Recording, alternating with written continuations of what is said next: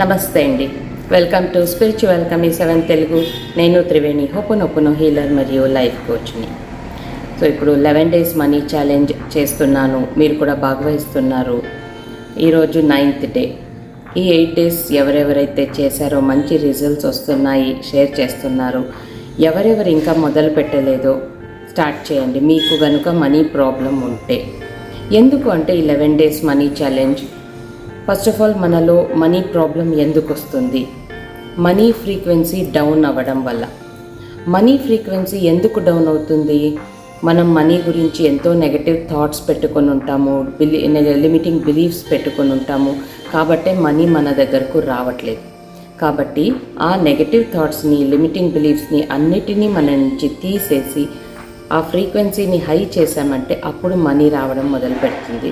ఇక ఒకసారి వచ్చాక ఇక అలానే కంటిన్యూ అవుతూ ఉంటుంది. ఇదన్నమాట 11 days మనీ ఛాలెంజ్ ఉద్దేశం. సో ఎవరెవరు చేయలేదో ఈ వీడియోని ఈరోజే ఫస్ట్ డే కనుక చూస్తున్నట్లయితే దీంట్లో చెప్పిన యాక్టివిటీని చేయొద్దండి. కింద డిస్క్రిప్షన్లో మీకు 8 daysది లింక్ పెట్టాను. సో అక్కడ చూసుకొని డే 1 నుంచి చేసుకుంటూ రండి. ఈ 8th డే లాస్ట్లో చేయండి, 9th డేది. సో ఈ 9th డే యాక్టివిటీ ఏంటి? ఇక్కడ రాయడం లేదు, చెప్పుకోవడం లేదు, ఏమీ లేదు. ఇది బాగుంది. ఇదేంటంటే, మీరు ఎవరికైనా మీ మనసులో నుండి ఇష్టపడి ఎవరికైనా ఒక గిఫ్ట్ ఇవ్వాలి. గిఫ్ట్ అంటే డబ్బులు పెట్టుకొని మీ ఇంట్లో ఉన్న వాళ్ళకి, మీ ఫ్రెండ్స్కి అలా కాదండి. మీరు ఎక్కడైనా బయట వెళ్తూ ఉంటారు, టెంపుల్కి వెళ్తూ ఉంటారు, అక్కడ రోడ్డు పక్కన ఎవరైనా కొంచెం బీద వాళ్ళు ఉంటారు, లేదంటే బిచ్చగాళ్ళు ఉంటారు, వాళ్ళకి ఒక ఫుడ్ ప్యాకెట్ కొనివచ్చా గిఫ్ట్ లాగా? లేదా చిన్న పిల్లలు, పేద పిల్లలు ఉంటారు, వాళ్ళకి ఏదైనా బుక్స్ కొనివచ్చా? మనం ఎంతో డబ్బులు ఎక్కడెక్కడో వెళ్తుంటాయి, వేస్ట్ చేస్తాము. ఒక్కసారి స్నాక్స్ తినడానికి వెళ్ళామంటేనే ఒక్కోసారి 200-300 కూడా అయిపోవచ్చు. ఆ డబ్బులో మనం ఏమైనా మీకు ఎవరికి పేదవాళ్ళకి ఎవరికి ఏమి కొనివ్వాలనిపిస్తే అది కొని ఒక గిఫ్ట్ లాగా ఇవ్వచ్చు కదా. వాళ్ళు అడిగారంటే ఎందుకు ఇస్తున్నావు సడన్గా అంటే, నాకు గిఫ్ట్ ఇవ్వాలనిపించింది ఇస్తున్నా. ఇలా అన్నప్పుడు మీరు అలా ఇచ్చి చూడండి.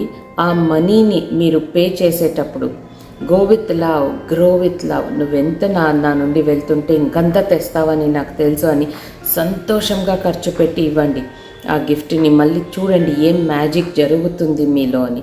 మీరు ఎంతెంత యూనివర్స్ నుంచి రిసీవ్ చేస్తారో చూస్తారు. సో ఈరోజే చూడండి.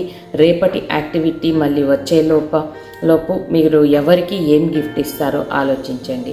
మీరు కనుక ఇంట్లో ఏదైనా కొత్త షర్టు, ప్యాంటు లేదా చీర పెట్టుంటే మీకు అది పనికి రాదు, కానీ ఊరికే పెట్టున్నారు. అలా అయితే ఎంతకాలం నుండి అక్కడ ఊరికే ఉంది కదా, దాన్ని ఎవరికైనా ఇస్తే వాళ్ళు వాడుకుంటారు కదా, అది ఒక గిఫ్ట్ కదా.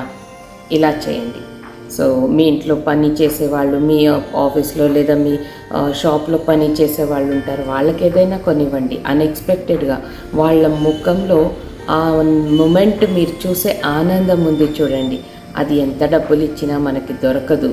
వాళ్ళు లోపల మీకు బ్లెస్ చేస్తారు చూడండి, అది కావాలి మనకి ఇక్కడ. అనవసరంగా ఎవరిని బ్లెస్ చేయరు. మనము ఇలా మంచి పనులు చేసినప్పుడు మనకు బ్లెస్సింగ్స్ దొరుకుతాయి. సో ఈ బ్లెస్సింగ్స్ని మీరు పొందాలంటే ఇలాంటి చిన్న చిన్న యాక్టివిటీస్ని ఈరోజు మాత్రమే కాదు, అప్పుడప్పుడు మీ లైఫ్లో చేస్తూ ఉండండి. అప్పుడు మీ లైఫ్లో డబ్బులు వస్తుంది, ఎందుకంటే మనీ ఫ్రీక్వెన్సీ హైలో ఉంటుంది. ఓకే, ఆలోచించండి. ఇప్పుడు ఏ గిఫ్ట్ ఎవరికి ఇవ్వాలో, ఎక్కడ కొనాలో, ఎలా కొనాలో, లేదా మీ దగ్గర ఆల్రెడీ ఉన్నదైతే కూడా దాన్ని ఇవ్వండి. ఎవరికి ఇస్తారో అనేది ఆలోచించుకోండి.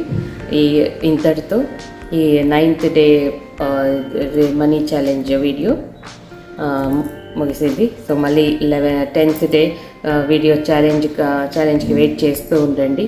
ఇక్కడితో సెలవు తీసుకుంటున్నాను. మళ్ళీ ముందు ఇంకొక వీడియోలో కలుద్దాం. అంతవరకు సెలవు. Thank you. బాయ్.